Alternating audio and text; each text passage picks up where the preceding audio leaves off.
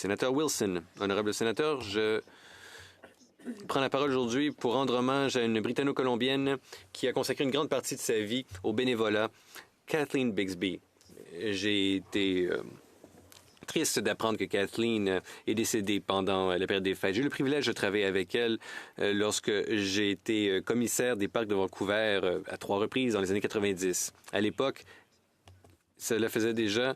en fait, Kathleen était à mi-chemin dans sa carrière de plus de 30 ans en tant que bénévole et présidente de la Kerrisdale Community Center, un espace qui offre une programmation diverse pour tous les âges depuis 1955.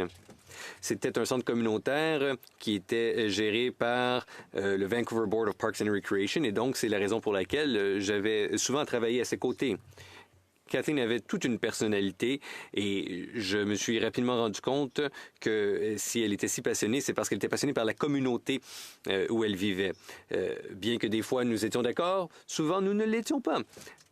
Qu'on était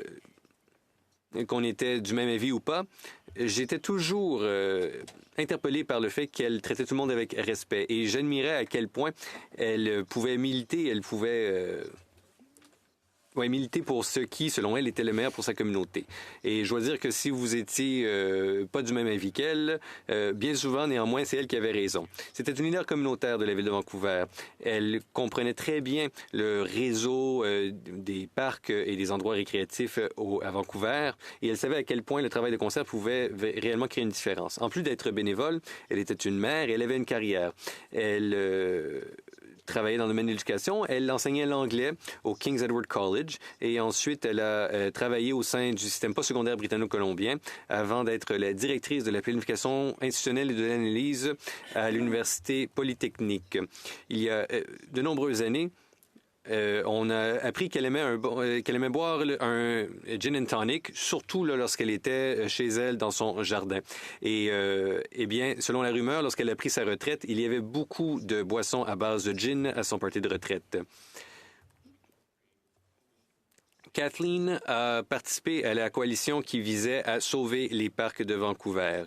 Et elle a profité de la passion qu'ont les Vancouverois pour leurs parcs et leur système récréatif. Elle a vécu une vie riche, pleine. Elle a fait une différence incommensurable au sein de sa communauté. Et c'est pour ces raisons qu'elle a reçu la médaille du couronnement du roi Charles III l'an dernier.